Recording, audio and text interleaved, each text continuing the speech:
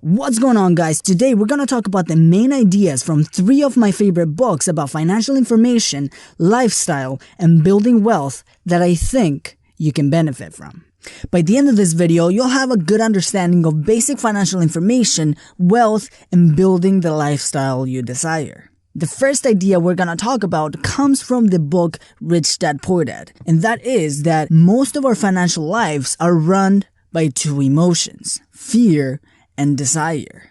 Let's take a look at this guy. He's got no money, but he has bills to pay. So fear starts to kick in. He needs to get a job in order to pay his bills. Fear makes him go seek money. He then gets paid, he pays his bills, has a little bit of extra money, and then desire kicks in.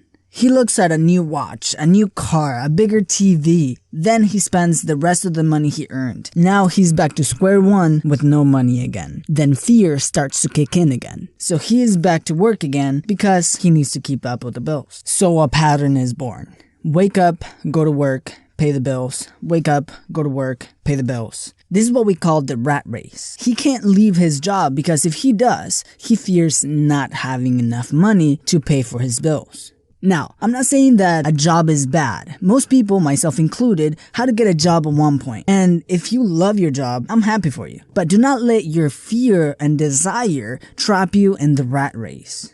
In the 4-Hour Workweek, Tim Ferris talks about defining our fears. Because a lot of times, fear is what keeps us from actually doing what we truly want. The ultimate goal isn't money, but being happy. Most people seek money not just to have it, but for the feeling of freedom that is associated with it. So taking a long look at what you truly want, the things that get you excited, is the best way to start. Looking at the end goal, not in dollars, but in lifestyle. Tim Ferris says that in order to actually chase your desired life, first you have to define your fears. Think about what the worst case scenario would be if you just said, screw it, I'm gonna go for what I truly want. In a scale from 1 to 10, where 1 has no consequences to 10 being life-changing, think about your worst case scenario. The worst thing that would happen if you made the decision to do what you truly want. Now, after you think about this worst case scenario, think about how you can get back on your feet if this worst case scenario actually happens. After a little thought, you probably start to realize that your worst case scenario is probably a temporary 3 or 4. By defining your fears, you start to take control of them. Another great idea is that being rich doesn't have to do much with money. It has to do more with your mentality. Like the saying goes, if you took all of the money in the world and spread it equally among everybody, it would soon be back in the same pockets as it was before. See, a lot of people say the rich were born rich. And I mean, yeah, some, if we talk in terms of dollars. But how many people, like athletes or actors, have you seen go from making millions to being broke? It's our mentality that makes us either rich or poor, even if you don't make very much money right now. Like Robert Kyosaki says, being broke is temporary, being poor is eternal. To solve money problems, the solution isn't to make more money, because with the wrong mentality, no matter how much money we make, we'll just misuse it. As Kyosaki says, earning more money only exposes our weaknesses faster. For example, an athlete or an actor who made millions at one point and then goes broke.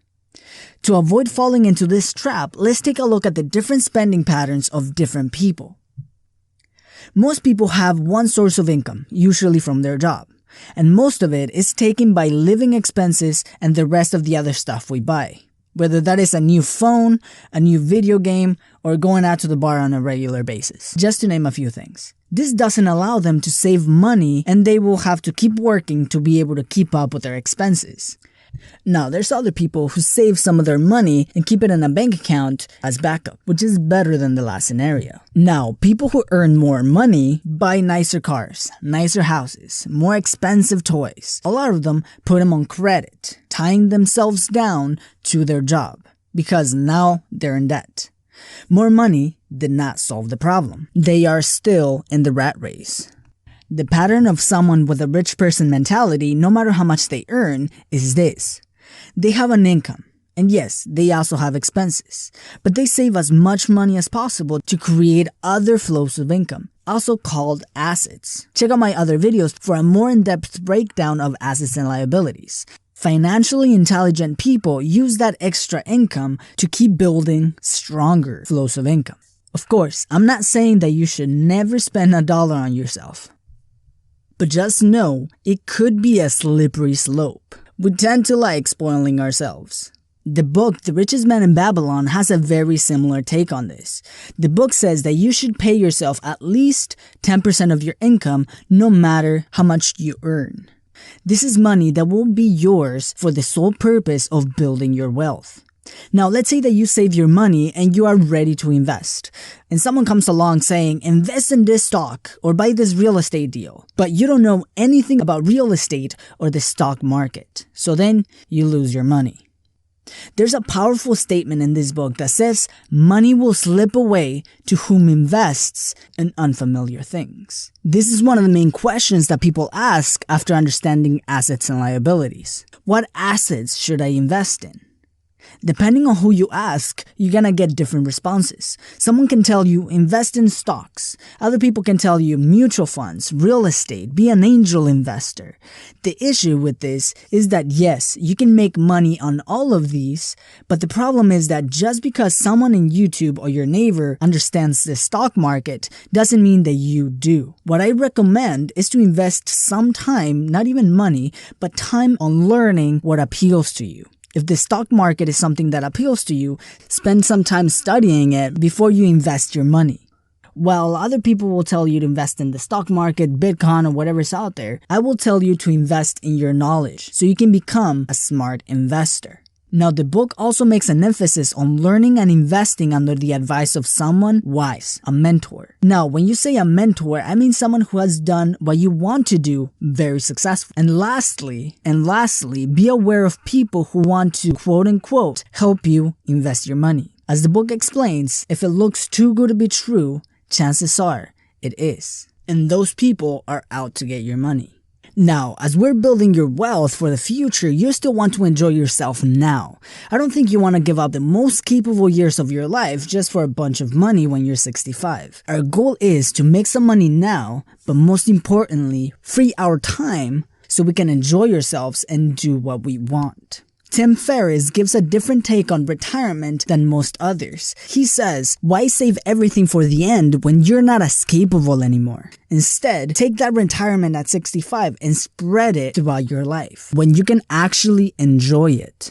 Tim says that it's important to look and build some wealth for the future, but it's just as important to create cash flow that pays today. See, most people don't want to be millionaires. They want the life that they think only millions can buy. But as it turns out, money changes value depending on where you are.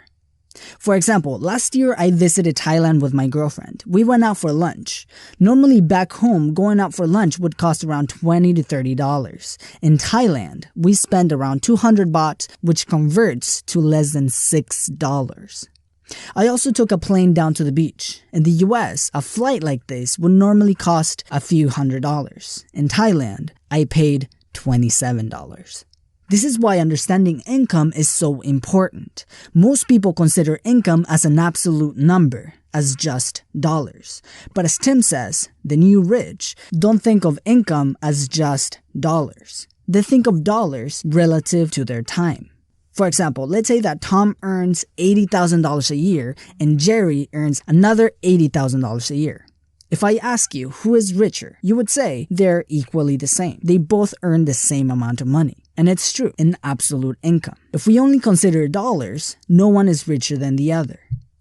But what if I tell you that Tom works 10 hours a week and Jerry works 80 hours a week? This means that Tom earns $167 per hour and Jerry only earns $21 per hour. Who would you consider to be richer now? Now, let's take it even further. Let's say that Jerry has to stay in New York, one of the most expensive cities in the world, because his job is there. And Tom, well, he can go anywhere. Jerry has to spend around $4,000 per month to rent a normal apartment in New York, while Tom will spend about $800 a month to rent a beach house overseas. Both Tom and Jerry earn the same amount of money, but Tom is richer. Not only because he has to work much less to earn his money, but his money actually has more purchasing value when converted to another currency. Now, this is a great example of the difference between an absolute and relative income. Of course, I am not saying that you should move to a foreign country in order to be rich, just illustrating the difference between the two incomes. Now, when it comes to a business, most people think of two sides of the coin. You can either be the employee or the boss. Tim says, be neither, just be the owner. This frees your time for you to do, well, anything you want. Especially now with the internet, where pretty much everything can be delegated to either a computer or someone else. These videos, for example, I have an awesome editor who helps me animate some of my videos. So then I can free my time to make even more videos for you guys. Overall, making money isn't the ultimate goal, but to build a lifestyle that you enjoy, you're excited about, and makes you happy is a much better goal. What is your goal? Alright guys, thank you for watching. Like this video and leave a comment. Let me know what you think about this subject. I am really curious to see what you have to say.